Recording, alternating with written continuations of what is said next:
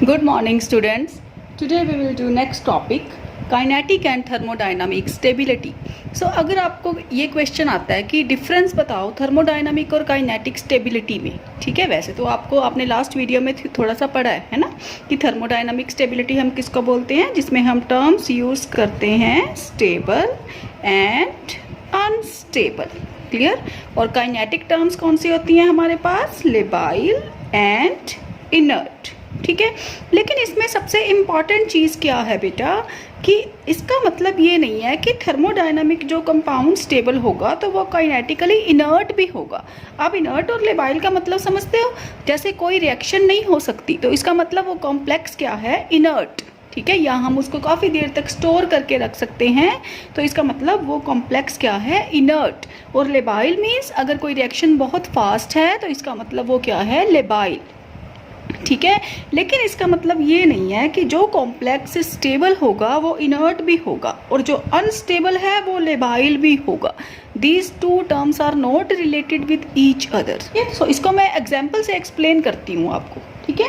सो सबसे पहले है हमारे पास बेटा, जैसे cobalt ammonia 6, cobalt ammonia 6 3 positive plus 6 hydronium ion changes into cobalt water 6 3 positive plus 6 NH4 positive. तो K की वैल्यू हमारे पास आ रही है 10⁻25। सो देखो इस कॉम्प्लेक्स में K की वैल्यू क्या है, 25। तो ये मैंने आपको लास्ट वीडियो में बताया था कि जो K की वैल्यू होती है वो थर्मोडायनामिक स्टेबिलिटी या अनस्टेबिलिटी को रेफर करती है, ठीक है। सो देखो इस कॉम्प्लेक्स में हमने पहले ये देखना है कि रिएक्शन की टाइप क्या है। ये नहीं कि ये वैल्यू हाई है तो इसका मतलब कॉम्प्लेक्स क्या होगा, थर्मोडायनामिकली स्टेबल। नो, आप पहले रिएक्शन की टाइप देखोगे। तो रिएक्शन में क्या हो रहा है, जो अमोनिया कॉम्प्लेक्स है वो वाटर के साथ रिएक्शन करके कॉम्प्लेक्स चेंज हो रहा है। इसका मतलब this complex is not stable. So ये कॉम्प्लेक्स क्या है, अनस्टेबल, ठीक है। तो अनस्टेबल का मतलब ये नहीं है कि ये लेबाइल हो जाएगा, नो। तो ये क्या होगा, इनर्ट, ठीक है। तो इनर्ट कैसे, because this complex can persist for months in acidic medium, ठीक है। सो इसका मतलब कि इसको एसिडिक मीडियम में काफ़ी महीने तक हम स्टोर करके रख सकते हैं। So that means it refers to kinetically inertness. So ये काइनेटिकली इनर्ट है लेकिन थर्मोडायनामिक इट इज अनस्टेबल, ठीक है। सो ऐसे आपने एग्जाम्पल दे के बेटा एक्सप्लेन करना है, क्लियर। अब एक नेक्स्ट एग्जाम्पल और करते हैं। देखो nickel plus 2 plus 4 cyanide changes into nickel cyanide 4 2 negative. और बीटा की वैल्यू हमारे पास जो ओवरऑल स्टेबिलिटी कांस्टेंट होता है उसकी वैल्यू कितनी आई, 10⁻22। अब देखो मैंने आपको क्या बोला है कि पहले रिएक्शन की टाइप देखो। ये रिएक्शन की टाइप क्या है, फॉर्मेशन। तो बीटा की वैल्यू हाई है, इसका मतलब ये वाला कॉम्प्लेक्स क्या हो गया, स्टेबल, ठीक है। तो स्टेबल टर्म किसकी होती है, थर्मोडायनामिक की। अब काइनेटिकली अगर हमने देखना है तो काइनेटिकली क्या है, इट इज लेबाइल। तो काइनेटिकली लेबाइल क्यों है, because the rate of exchange of cyanide ligand with 14 cyanide is very fast, ठीक है। अगर हम सायानाइड को 14 सायानाइड से रिप्लेस करें तो ये रेट ऑफ रिएक्शन क्या है, फास्ट। और ये क्या शो कर रही है, it is kinetically labile but thermodynamically stable. तो मतलब आपने एक्सप्लेन क्या करना है बेटा इसमें, कि जो थर्मोडायनामिक एंड काइनेटिक टर्म्स हैं these two are different to each other, clear. So ये काफ़ी इंपॉर्टेंट है हमारे पास। और अगर आपके पास इनर्ट और लेबाइल में बेटा डिफरेंस आता है तो आप उसका डेफिनेशन ये भी दे सकते हो इनर्ट कॉम्प्लेक्सेस की। The inert complexes are those whose substitution reactions have half life period more than a minute. And labile कौन से होते हैं, substitution reactions have half life period less than a minute. Next topic है हमारे पास factors affecting the stability of complexes. तो बेटा complex में क्या होता है, एक मेटल है हमारे पास, एक लिगेंड। तो इसका मतलब पहले हम फैक्टर्स करेंगे नेचर ऑफ मेटल आयन, बाद में करेंगे नेचर ऑफ लिगेंड। तो मेटल में कौन कौन से फैक्टर आते हैं, सबसे पहले size, second is charge, third is electronegativity, ठीक है। सो साइज, चार्ज, इलेक्ट्रोनेगेटिविटी, ठीक है। अगर हम साइज को डिस्कस करें तो साइज क्या है, जितना छोटा साइज होगा मेटल का उतनी उसकी स्टेबिलिटी किसी कॉम्प्लेक्स की क्या होगी, ज़्यादा, ठीक है। चार्ज जितना ज़्यादा हाई होगा स्टेबिलिटी क्या होगी, उतनी ज़्यादा, क्लियर। और इलेक्ट्रोनेगेटिविटी के बेस पे हमने इसको दो में डिवाइड किया हुआ है, one is class A metal, second is class B metals, ठीक है। सो लेकिन इतना ही सिर्फ एक्सप्लेन नहीं करना, अपने हर केस में एग्जांपल्स देनी है, पूरा उसको डिटेल में बताना है, ठीक है। सो सबसे पहले हम करते हैं चार्ज के बारे में। तो चार्ज कैसे एक्सप्लेन करेंगे, तो चार्ज हमने देख लिया कि चार्ज क्या होना चाहिए, हाई, ठीक है। लेकिन इसमें आप एग्जाम्पल दोगे, जैसे हमारे पास मेटल की बात कर रहे हैं ना, तो Fe+3 एंड Fe+2, क्लियर। तो Fe+3 अगर सायानाइड के साथ कंबाइन करेगा, सिमिलरली Fe+2 भी सायानाइड के साथ कंबाइन कर रहा है, तो दोनों ने कॉम्प्लेक्स बनाया, ठीक है। और इस केस में हमारे पास जो लॉग बीटा है उसकी वैल्यू है 31, बट इस केस में Fe+2 के केस में जो बीटा की वैल्यू है वो है 8.3। तो जिस केस में बीटा की वैल्यू हाई होगी वो क्या होगा, स्टेबल। तो यही बोला है हमने कि Fe+3 चार्ज जितना हाई होगा उतनी स्टेबिलिटी क्या होगी, हाई, ठीक है। सेकंड है बेटा हमारे पास साइज। तो साइज क्या होना चाहिए हमारे पास, स्मॉल। तो स्मॉल साइज के बेस पे हमारे पास जो ऑर्डर आता है वो है जैसे मैंगानीज+2, देन Fe+2, कोबाल्ट+2, निकल+2। ये मैं जो लिख रही हूँ this one is the stability order, ठीक है। तो आपने इसको एज इट इज याद करना है। और अगर हम alkali metals, alkaline earth metals, उनको भी हम लिखें तो हमारे पास जो सीरीज आती है वो है बेरियम+2, स्ट्रोंशियम+2, कैल्शियम+2, मैग्नीशियम+2, उसके बाद मैंगानीज, ये वाली सारी सीरीज, ठीक है। ये तो इसको हम बोलते हैं अर्विंग विलियम सीरीज, ठीक है। तो जब भी आपने साइज वाला फैक्टर एक्सप्लेन करना है तो उसमें ये सीरीज को मेंशन जरूर करना है, ठीक है। नेक्स्ट है बेटा हमारे पास इलेक्ट्रोनेगेटिविटी। तो इलेक्ट्रोनेगेटिविटी में मैंने आपको क्या बोला है, class A metals, class B. तो बेटा क्लास ए में कौन से आएंगे हमारे पास, सबसे पहले एल्कली मेटल्स, फिर एल्केलाइन अर्थ मेटल्स, ठीक है, और ट्रांजिशन मेटल्स। लेकिन ट्रांजिशन मेटल सारे नहीं आएंगे, सिर्फ फर्स्ट ट्रांजिशन सीरीज वाले, clear, scandium to zinc, okay. और जो क्लास ए मेटल्स हैं वो किस लिगेंड के साथ बॉन्ड ज़्यादा स्टेबल बनाते हैं, जिनमें ONF डोनर एटम्स हों, ठीक है। डोनर एटम्स किसकी बात कर रहे हैं, डोनर एटम्स की, जैसे F नेगेटिव, N में अमोनिया आ गया, एमीन्स आ गए, ठीक है, O में वाटर आ गया, या फिर OH नेगेटिव ऑक्साइड आयंस, ऐसे, clear. So there are number of examples, okay. Then class B metals.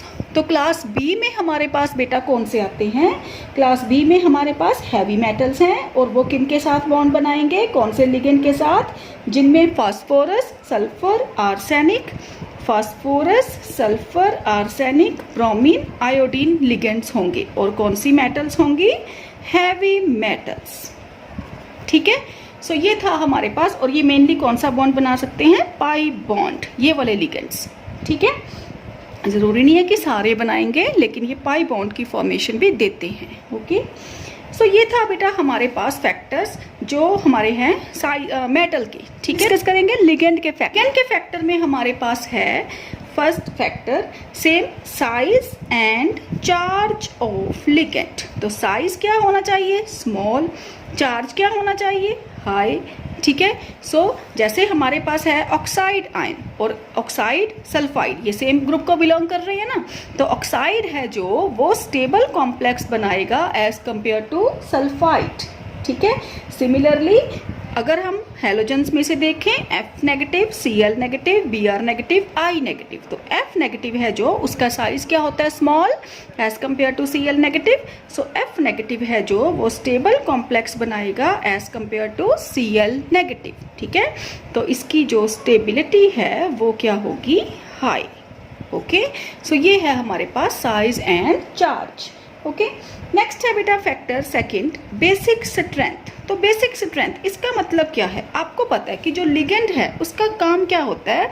Ligand के पास डोनर एटम है लिगेंड, ठीक है, तो लिगेंड के पास लोन पेयर्स होते हैं या नेगेटिव चार्ज होता है, वो मेटल को अपने इलेक्ट्रॉन डोनेट कर सकते हैं, ठीक है।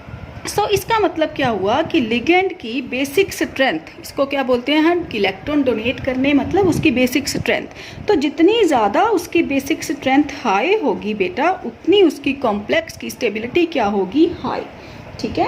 सो बेसिक स्ट्रेंथ के भी क्या हो गया, डायरेक्टली प्रोपोर्शनल, ठीक है। थर्ड फैक्टर बेटा हमारे पास आता है presence of ring structure, presence of ring structure. तो प्रेजेंस ऑफ रिंग स्ट्रक्चर में बेटा हमारे पास क्या है, तो रिंग स्ट्रक्चर में सबसे पहले हम लेंगे चिलेट इफेक्ट। तो जो बेटा चिलेट है, यहाँ पे हमारे पास आपने +2 में पढ़ा होगा कि देयर आर चिलेटिंग लिगेंड्स, एक होता है चिलेशन, एक होता है चिलेट, ठीक है।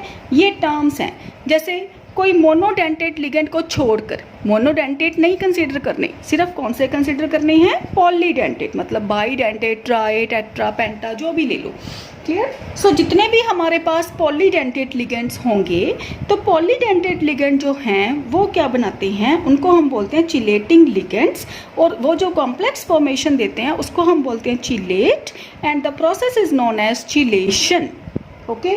सो देखो जैसे हमारे पास निकल है, निकल +2, अगर इसने अमोनिया के साथ बॉन्ड बनाया तो ये क्या है, simple complex, because ammonia is ईटा1, मतलब यूनिडेंटेट लिगेंड है, ठीक है। लेकिन हम किसकी बात कर रहे हैं, चिलेट इफेक्ट की, तो En ये क्या हो गया, ईटा2, मतलब डाईडेंटेट लिगेंड। तो जो En बनाएगा बेटा वो चिलेट इफेक्ट शो करेगा, ठीक है। तो जो चिलेशन वाले कॉम्प्लेक्स होते हैं उनकी जो बीटा की वैल्यू होती है, लॉग बीटा की, वो क्या होती है, हाई। सो इसमें है 18.28, लेकिन इसमें वैल्यू आती है अमोनिया के केस में 8.61, ठीक है। So chelate complex are more stable as compare to unidentate और मोनोडेंटेट लिगेंड्स, ठीक है। तो ये क्यों होता है बेटा, this is on the basis of favourable entropy change. क्या होता है, एंट्रोपी चेंज। तो देखो इसमें क्या, ठीक है। सो क्या होता है बेटा इसमें, there is a increase in entropy, clear, because several molecules of solvent in the solvated cations are replaced by one or more number of chelating ligand molecules. देखो जैसे हम अगर सपोज करें कि वाटर है हमारे पास, वाटर को हमने 6 वाटर लगे हुए हैं निकल के साथ, तो निकल +2 जैसे सॉल्वेटेड मॉलिक्यूल की बात करें, ठीक है। तो इसमें क्या होगा, 6 वाटर, अगर हम अमोनिया को रिप्लेस करना है, ठीक है, वाटर के साथ किसको रिप्लेस करना है, अमोनिया को, तो 6 अमोनिया आएंगे। So there is no entropy change, clear. लेकिन अगर हम En की बात करें तो 6 वाटर, एक En ने बेटा 2 बॉन्ड बनानी है, किसने, एक En ने। अगर एक En 2 बॉन्ड बना रहा है तो 6 वाटर चाहिए हमें, है ना, 6 मतलब 6 बॉन्ड्स बने हुए हैं निकल के साथ, तो कितने En रिक्वायर्ड होंगे, ओनली 3, ठीक है, 3 En, क्लियर। तो इसका मतलब हुआ कि there is a increase in entropy change, okay. So इस तरह से हमने इसको एक्सप्लेन करना है, ठीक है। तो सेकंड हमारे पास आता है बेटा नंबर ऑफ चिलेट रिंग्स, ठीक है। तो जितना नंबर हाई होगा उतनी स्टेबिलिटी क्या होगी, ज़्यादा, ठीक है। जैसे हम एक कॉम्प्लेक्स लेते हैं, कॉपर के कॉम्प्लेक्स को कंपेयर करें, copper ammonia 6 2 positive, second time ले लेते हैं कॉपर En2 2 पॉजिटिव, फिर कॉपर ट्राईन देन 2 पॉजिटिव, ठीक है। तो बीटा की वैल्यू कितनी आ रही है, 12.6, इस केस में 20.0, इस केस में 20.5। तो ये क्या है, ये बीटा की वैल्यूज हैं, ठीक है। तो बीटा की वैल्यू क्या हो रही है, इंक्रीज, ठीक है। तो En भी चिलेट है, लेकिन ये क्या है, नंबर इंक्रीज हो गया चिलेट का, तो इसका मतलब नंबर इंक्रीज होने से स्टेबिलिटी भी क्या हो गई बेटा, इंक्रीज, ठीक है। उसके बाद थर्ड हमारे पास चिलेट में ही आ रहा है size of chelate ring. So size में हमने क्या डिस्कस करना है बेटा, एक होता है हमारे पास 5 मेंबर, एक होता है हमारे पास 6 membered ring, 5 membered ring and 6 membered ring. तो 5 मेंबर्ड में, इसमें आप सिर्फ इतना लर्न करो कि 5 मेंबर्ड में सिंगल बॉन्ड वाले स्टेबल होंगे जितने भी कॉम्प्लेक्स सिंगल बॉन्ड बनाएंगे, और 6 मेंबर्ड में अनसैचुरेशन आएगी, ठीक है, मतलब डबल बॉन्ड आएगा। क्लियर? तो वो स्टेबल कॉम्प्लेक्स बनाएंगे। 6 membered chelates having double bond और unsaturation in rings are more stable as compare to 5 membered. ठीक है, उसके बाद हमारे पास लास्ट फैक्टर है बेटा लिगेंड का स्टीरिक इफेक्ट। लिगेंड क्या ही कर रहे हैं? Steric effect. तो स्टीरिक का इफेक्ट का मतलब क्या होता है? स्टीरिक मतलब जहाँ पे बल्की ग्रुप आ जाएंगे हमारे पास, है ना, जहाँ पे बल्की ग्रुप आएंगे। ठीक है, तो बल्की ग्रुप में देखो, जैसे हमारे पास है ईएन। ईएन की स्ट्रक्चर क्या होती है हमारे पास? NH2 CH2 CH2 NH2। ठीक है, ये हो गया एक ईएन, इथेन 1,2 डाइअमीन। क्लियर?